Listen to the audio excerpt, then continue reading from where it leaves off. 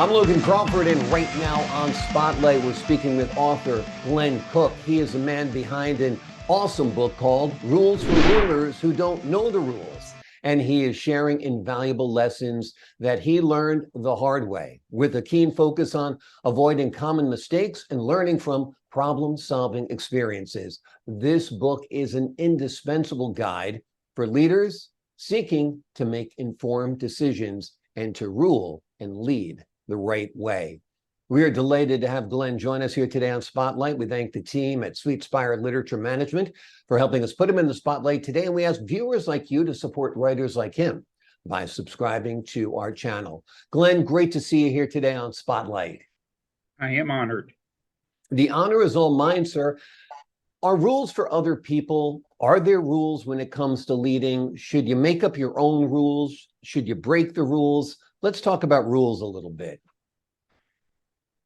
One of the most important rules that I was taught was when I was in the U.S. Navy and I was being evaluated to be a nuclear weapons security guard supervisor. And I walked in, I sit at the table, I've got the captain, the XO, the weapons officer, the gunnery division officer, and the captain asked me, give me an example of when you would throw out the rule book. Mm-hmm. And I came up with one.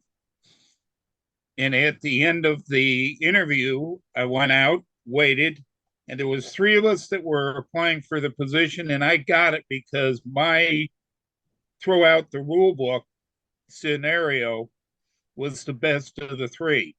Hmm. The other 2 guys had said, well, I would never get rid of the rule book. And I said that if we had a hazmat spill, I can't wait to run everything up and get permission. I would start the cleanup as soon as it happened. Exactly. And so there are times for rules and times when you have to break the rules. And I guess the wisdom and the magic is knowing the difference, right? Yes. That is largely can be an experience thing. It can be an observation thing where you saw somebody else do something wrong. And as I say in the book, one of the ways people learn is, oh, I don't want to ever do that. Exactly. Everybody's don't let this happen to you, basically. Yes. Yeah. Don't let it happen to me. I'm the poster child for that. Do not let this happen to you. And there's all arrows around me. But yeah. What is, would you say, one important rule that every ruler should follow? I can't give you one, but I'll give you 2. Perfect. Your subordinate people under you need to be prepared to step into your shoes. Mm-hmm. You've got to train them to handle that emergency. And the second one is the more time you spend planning for an emergency, the less time you're going to spend trying to figure out what to do. Back in the 1970s, I think it was, there was 2 747s that collided in the Canary Islands. And there was a husband and wife sitting in the airplane, and the husband was a fireman and very much used to thinking out scenarios. And when the planes hit, the wife grabbed the seat in front of her and froze. And the husband looked over at her, tapped her on the shoulder. She looked at me, says, you can let go now. Let's get off the plane. As they were walking off the plane, they were passing seats where people were still frozen watching them. You're going to do 1 of 3 things in an emergency. If you have an action plan, you put that plan into motion. Second thing is you'll freeze. You don't know what to do. You've never been there, and you're waiting for somebody else to direct you. The third thing that you can do is what I call bounce between doors. Do I go out the front door? Do I go out the back door? Do I go out the front door or the back door? You got to make a decision. The sooner you make a decision, the sooner you can get moving, the better off your survival odds are. And the kicker on this is if you can't save you, you can't save anybody else.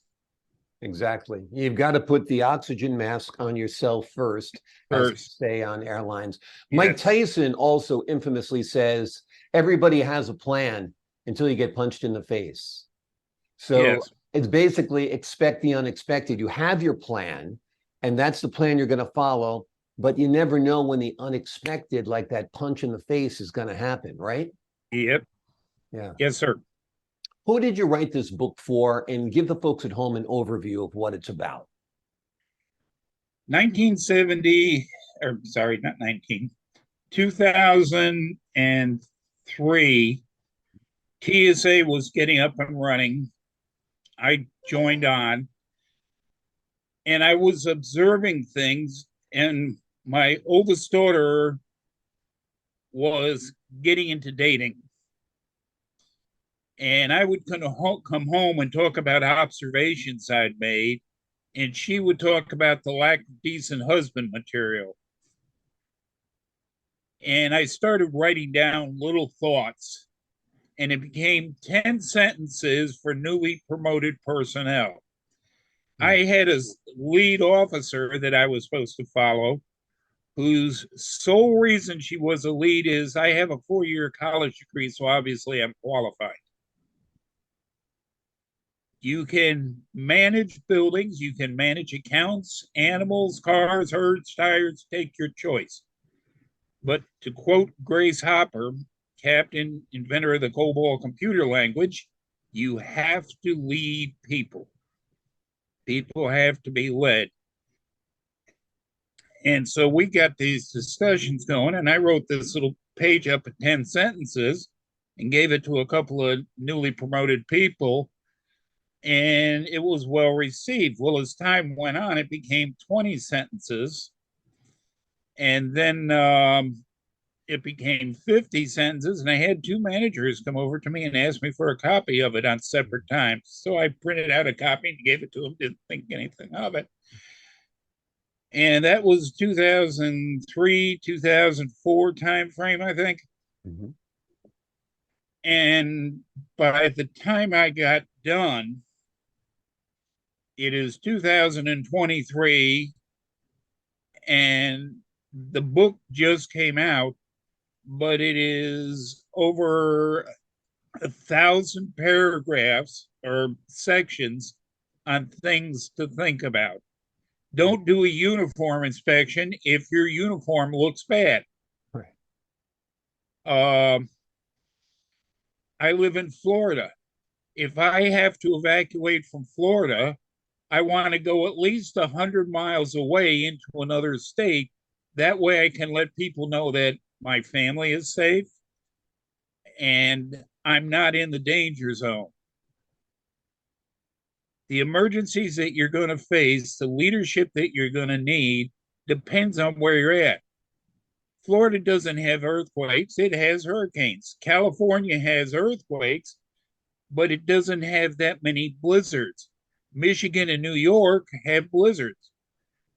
So if you're preparing for something, the better prepared you are, the better you're going to be when the emergency happens. This FEMA did a study after Hurricane Katrina smacked New Orleans rather smartly. Mm-hmm. And the survival number, if people are in that area and the government can't get into that area, a major earthquake in California, for 60 days, the survival number was like 6.4%. Hmm. If you're in downtown Los Angeles, downtown Miami, the number goes down to 4.5 because there's no food, no water, and 99% of the population has no training. If you go to a state like Nebraska, Indiana, Illinois, out in the boonies, then it goes up to 13%. But a large part of that is your preparation. The big thing that most men can't do, they don't know how to skin an animal anymore. Right. And it's those simple little survival things that can help you. And so I wrote the front of the book, and each section's labeled, and each paragraph or idea has a number to it. And it's up to like 1,100 different ideas. The first idea is don't shoot the messenger or the author. Exactly. That's good advice. All of your advice is great advice. It's a difference between being a boss and being a leader, because leaders, like you said, train their subordinates to take over. And that's very, very important. And to be prepared for an emergency, because we never know when it's going to happen. And try to take a little time away from this and start learning things like hunting and maybe skinning and building a fire. And we might be a little bit better off in this society. God forbid it were to collapse, right? Right, Glenn? Yes, sir. Absolutely. Well, your time in the Navy has served you well. Obviously, you had a lot of responsibility working with nukes. So you had to know the rules, and you have literally now written the book. It is called Rules for Rulers Who Don't Know the Rules. It is wonderful. It is great food for thought. It is a book that should be on every person's bookshelf. Glenn, go ahead, my friend. Let me add one thing. Question I've been asking since the 1950s. I was a Boy Scout. I get 1 in 100 that know the right answer. Okay. How many verses are in the national anthem? That I couldn't tell you. There's 4. What is needed to be learned is the first verse, what you sing at every event, is a question. The 4th verse is the answer. And it starts, thus be it ever when free men shall stand between loved home and war's desolation, blessed with victory and peace, may the heaven rescued land give praise to the power that hath made and preserved us a nation. As an American, you should know the 4th verse by heart. You should never ask the question. Amen. And I will know it now.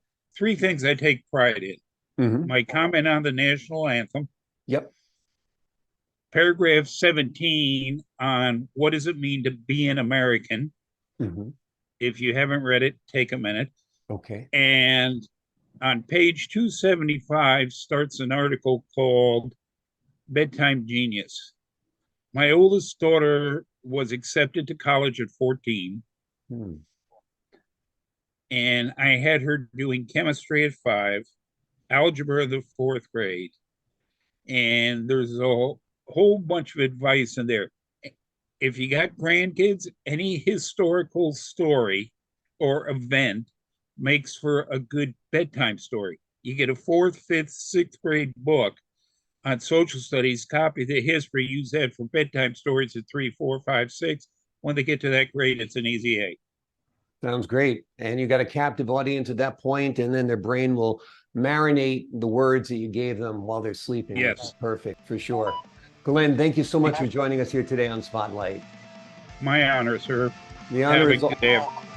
I enjoyed speaking with you. The honor is all mine. And to the folks at home, I'm Logan Crawford, thanking you for your time this time. Until next time on Spotlight.